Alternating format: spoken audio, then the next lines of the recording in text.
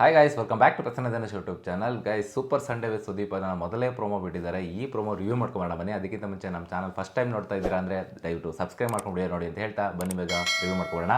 So guys, ಮೊದಲನೇ super Sunday with ಸುದೀಪದಲ್ಲಿ ಒಂದು ಆಕ್ಟಿವಿಟಿನ ಕೊಟ್ಟಿದ್ದಾರೆ. ಈ ಮನೆಯ TRP ಕಿಂಗ್ ಯಾರು ಅಂತ, ಅಂದರೆ ನಿಮ್ಮ ಆರ್ಡರ್ ಪ್ರಕಾರ ನೀವು ಮಾಡ್ಕೊಂಡು ಬನ್ನಿ ಅಂತ ಹೇಳಿ 12ರಿಂದ ಲೈಕ್ 1 ತನಕ ಲೈಕ್ ಯಾರು TRP 1, 2, 3, 4, 5 ಅಂತ ಹೈಯೆಸ್ಟ್ ಅಂತಂದರೆ ಇಲ್ಲಿ 12. ಸೊ ಯಾರ್ದು ಜಾಸ್ತಿ ಇರುತ್ತೋ ಅದು ಟಾಪಲ್ಲಿ ಇರುತ್ತೆ ಅಂತಲೇ ಹೇಳ್ಬೋದು ಇಲ್ಲಿ. ಸೊ ಇದರಲ್ಲಿ ಫಸ್ಟ್ ಬರೋರು ಗೌತಮಿ ಅವ್ರು ಬಂದು 12ರಲ್ಲಿ ಹನುಮಂತ ಅವರು ಕೊಡ್ತಾರೆ.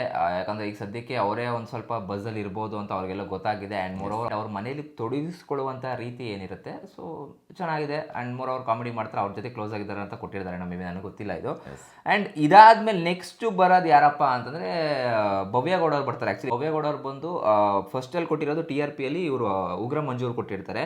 2ನೇದು ತ್ರಿವಿಕ್ರಮ್ ಅವ್ರು ಕೊಡ್ತಾರೆ. 3ನೇದು ಅವರೇ ಇಟ್ಕೊಂಡಿರ್ತಾರೆ. ಬಟ್ ಇಲ್ಲಿ ಒಂದು ಗಮನಿಸ್ಬೇಕೇನಪ್ಪ ಅಂತಂದರೆ ಭವ್ಯಗೌಡ ಅವ್ರದ್ದು ಮತ್ತು ಮೋಕ್ಷಿತಾ ಅವ್ರದ್ದು ಏನಿರುತ್ತೆ ಅದನ್ನು ಚೇಂಜ್ ಮಾಡ್ತಾ ಇರ್ತಾರೆ. 3ರಲ್ಲಿ ಟಾಪ್ ಲೈಕ್ TRP 3ಯಲ್ಲಿ ಮೋಕ್ಷಿತಾ ಅವ್ರು ಇರ್ತಾರೆ, ಇವ್ರು ಬಂದುಬಿಟ್ಟು 5ಯಲ್ಲಿ ಇರ್ತಾರೆ.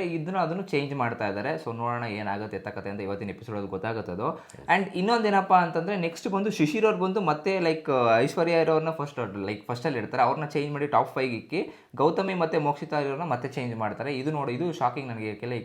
ಯಾರು ಕೊಡ್ತಾ ಇದ್ದಾರೆ, ಎಷ್ಟನೇ ಆರ್ಡರ್ ಕೊಡ್ತಾ ಇದ್ದಾರೆ ಅಂತ ನೋಡಬೇಕಾಗುತ್ತೆ ಇವತ್ತು.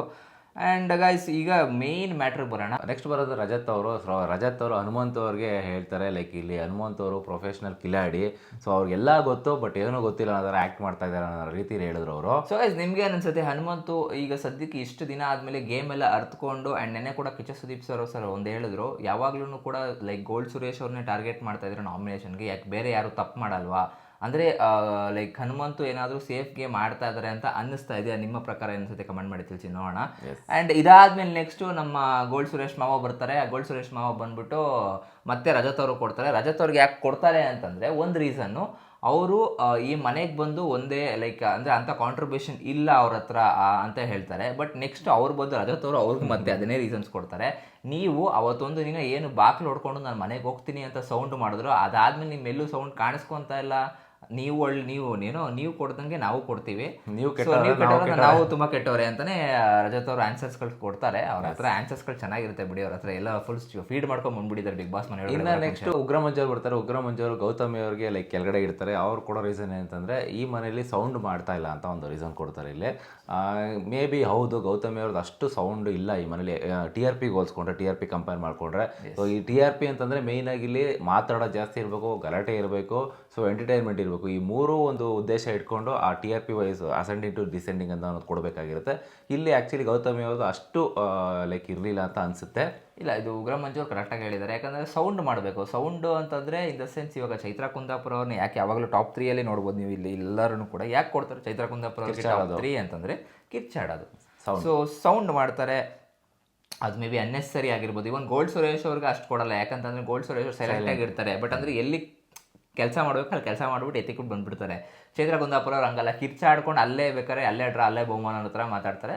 ಸೊ ಇದೆಲ್ಲ ಕೂಡ ಇನ್ಕ್ಲೂಡ್ ಆಗುತ್ತೆ ಬಿಗ್ ಬಾಸ್ ಮನೆ ಒಳಗಡೆ. ಬಟ್ ಇದೊಂದೇನಾ ಬಿಗ್ ಬಾಸ್ ಗೆಲ್ಲೋ ಕ್ವಾಲಿಟಿ ಅಂತ ನೀವು ಕೇಳ್ತಾ ಇರ್ಬೋದು. ಬಟ್ ನಮ್ಮ ಪ್ರಕಾರ ಅದೊಂದೇ ಅಲ್ಲ, ಕ್ವಾಲಿಟೀಸ್ಗಳು ತುಂಬ ಇದೆ. ಕ್ವಾಲಿಟೀಸ್ಗಳು ಬಿಗ್ ಬಾಸ್ ಗೆಲ್ಲಬೇಕು ಅಂತಂದರೆ ನಿನ್ನ ಶಕ್ತಿ ನೀನು ತೋರಿಸ್ಬೇಕಾಗುತ್ತೆ. ಎಲ್ಲಿ ಮಾತಾಡ್ಬೇಕು ಅಲ್ಲಿ ಮಾತಾಡಬೇಕಾಗುತ್ತೆ, ಎಲ್ಲಿ ಸೈಲೆಂಟಾಗಿ ಕೂತ್ಕೊಳ್ಬೇಕು ಅಲ್ಲಿ ಕೂತ್ಕೊಳ್ಬೇಕಾಗುತ್ತೆ, ಎಲ್ಲಿ ತಲೆ ಉಪಯೋಗಿಸ್ಬೇಕಾಗುತ್ತೋ ಅಲ್ಲಿ ತಪ್ಪಲೆ ಉಪಯೋಗಿಸ್ಬೇಕಾಗಿ ಬರುತ್ತೆ.